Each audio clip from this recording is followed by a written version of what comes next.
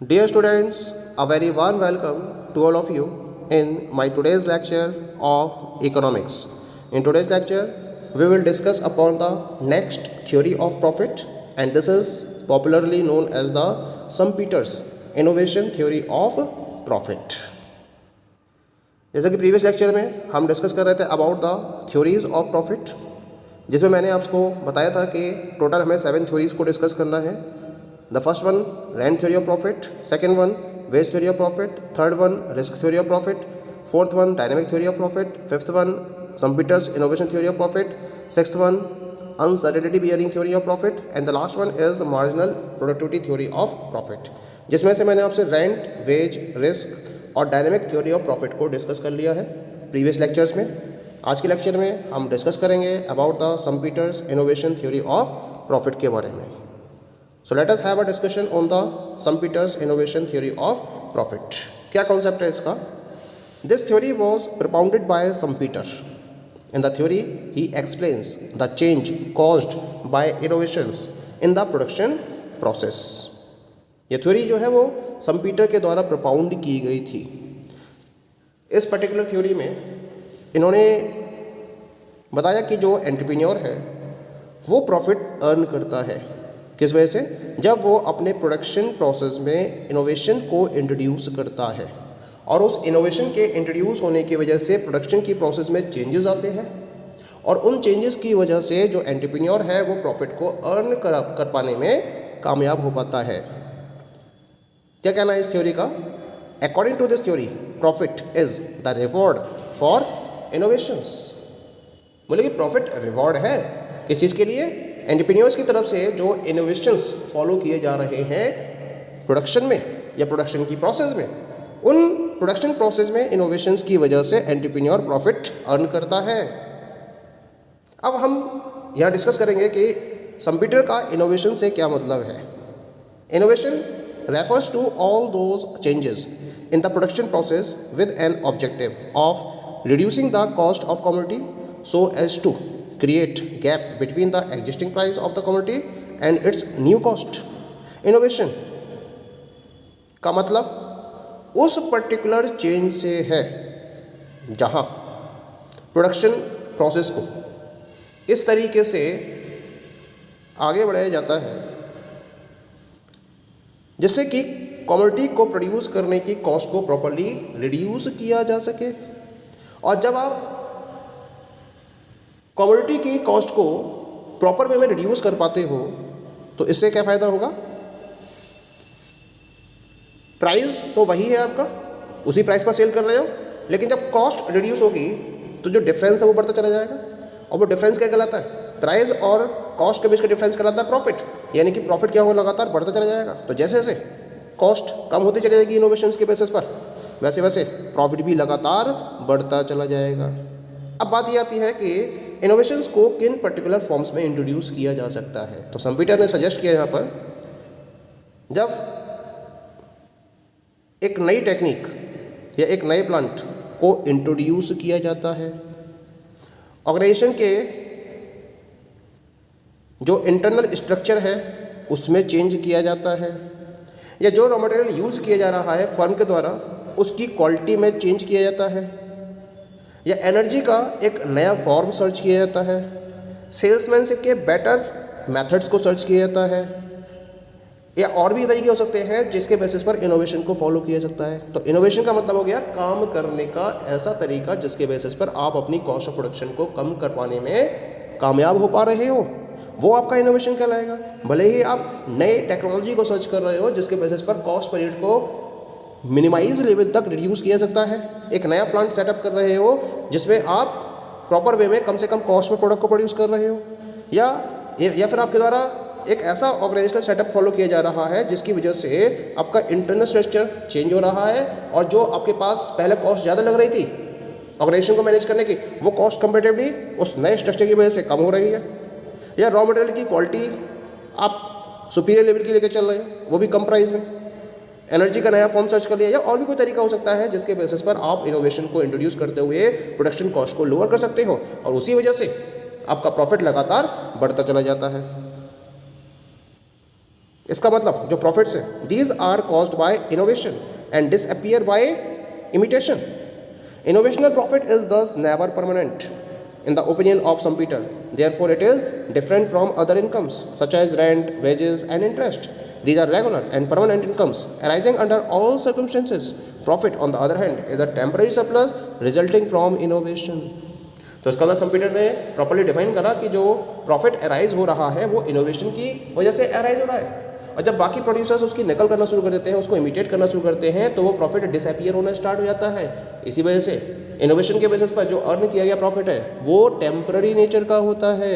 जब तक इनोवेशन रहेगा, जब तक कोई उसको इमिटेट कर पाने की पोजीशन में नहीं होगा, तब तक वो प्रॉफिट कम नहीं होगा. लेकिन जब एक बार इमिटेट हो जाएगा, जो दूसरे प्रोड्यूसर्स है वो भी उसको फॉलो करना शुरू कर देंगे, तो वो प्रॉफिट डिसअपियर होना शुरू हो जाता है. इसी वजह से ये टेम्पररी नेचर का होता है. लेकिन इसके अलावा जो और फैक्टर्स हैं जैसे कि रेंट, वेजेस, इंटरेस्ट, ये कैसे होते हैं? ये परमानेंट नेचर के होते हैं, क्योंकि ये रेगुलर होते हैं और इनको आपको पे करना ही करना होता है. इसके साथ साथ जो प्रोफेसर संपीटर है, उन्होंने एक पर्टिकुलर पॉइंट और एक्सप्लेन करा इस थ्योरी के अंदर. क्या कहा उन्होंने एंटरप्रेन्योर के फंक्शन के रिगार्डिंग अपने व्यूज़ एक्सप्लेन किए.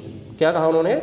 The entrepreneur organizes the business and combines the various factors of production, but this is not his real function, and this will not yield him profit. The real function of the entrepreneur is to introduce innovation in business. It is innovation which yield him profit. उन्होंने बोला कि एक entrepreneur का काम केवल various factors of production को combine करना और बिजनेस को रन करना नहीं होता है, प्रोडक्शन की प्रोसेस को कंटिन्यू करना नहीं होता है, बल्कि उसका जो रियल फंक्शन है वो है इनोवेशन को इंट्रोड्यूस करना. क्योंकि केवल और केवल फैक्टर्स ऑफ प्रोडक्शन को कंबाइन करते हुए प्रोडक्शन करने से वो प्रॉफिट को अर्न नहीं कर सकता. लेकिन अगर वो उसी पर्टिकुलर बिजनेस के अंदर इनोवेशन को इंट्रोड्यूस करता है, इनोवेटिव आइडियाज़ के साथ में बिजनेस को रन करता है, तो वो प्रॉफिट को अर्न कर सकता है. तो संपीटर के according this is only the innovation which is yielding the profit to the entrepreneur. That is clear. तो ये तो बात हो गई about the innovation theory of profit given by Schumpeter. अब हम बात करेंगे इसके रेफरेंस में कुछ पर्टिकुलर क्रिटिसिज्म भी दी गई हैं, इसको कुछ पर्टिकुलर पॉइंट्स पर क्रिटिसाइज भी किया गया है. तो वो पर्टिकुलर कौन कौन से पॉइंट्स हैं जिस पर इसको क्रिटिसाइज किया गया है वो हम डिस्कस कर लेते हैं यहाँ पर. सबसे पहला पॉइंट है, this theory concentrates only on innovation which is only one of the many functions of the entrepreneur and not the only factor. ये थ्योरी केवल और केवल कहाँ कॉन्सेंट्रेट करती है? इनोवेशन पर. इस थ्योरी का कहना है कि भाई अगर इनोवेशन होगा तब तो एंटरप्रेन्योर प्रॉफिट अर्न करेगा, और इनोवेशन नहीं होगा तो फिर एंटरप्रेन्योर प्रॉफिट अर्न नहीं करेगा. तो इनके अकॉर्डिंग, संपीटर के अकॉर्डिंग, जो ओनली फंक्शन है एंटरप्रेन्योर का वो केवल इनोवेशन है. लेकिन ऐसा नहीं है. एंटरप्रेन्योर को इनोवेशन के साथ साथ और भी बहुत सारे फंक्शंस को परफॉर्म करना होता है, तब जाकर वो प्रॉफिट को अर्न कर पाता है. ये केवल एक सिंगल फैक्टर नहीं है जो एंटरप्रेन्योर को फॉलो करना होता है, इसके अलावा और भी बहुत सारे फंक्शंस हैं जो एंटरप्रेन्योर को फोकस कर रहे होते हैं. This is the very first criticism. इसके बाद क्रिटिसिज्म है, this theory does not consider profit as the reward for risk taking. According to Schumpeter, it is the capitalist not the entrepreneur who undertakes a risk. एक बहुत interesting बात कही गई इसके अंदर. बोले कि जो एंटरप्रेन्योर है वो रिस्क टेकिंग की वजह से एज ए रिवॉर्ड प्रॉफिट को अर्न नहीं कर रहा है. संपीटर ने कहा कि ये कैपिटलिस्ट होते हैं जो रिस्क को फॉलो करते हैं. एंटरप्रेन्योर रिस्क को फॉलो नहीं करते हैं. एंटरप्रेन्योर का काम रिस्क लेना नहीं है, बल्कि एंटरप्रेन्योर का काम इनोवेटिव आइडियाज़ को जनरेट करना है. अरे भाई, एक एंटरप्रेन्योर है जब अपने अमाउंट को एक बिजनेस में इन्वॉल्व कर रहा है तो प्रॉफिट अर्न करने के लिए वो रिस्क तो ले ही रहा है. जबकि यहाँ पर संपीटर ने रिस्क को एक तरफ से बिल्कुल ही अवॉइड कर दिया. बोले कि रिस्क नहीं है, ये इनोवेशन है. ये भी इसकी एक प्रॉपर क्रिटिसिज्म है. थर्ड क्रिटिसिज्म क्या है इसकी? This theory has ignored the importance of uncertainty bearing which is one of the factors that determines profit.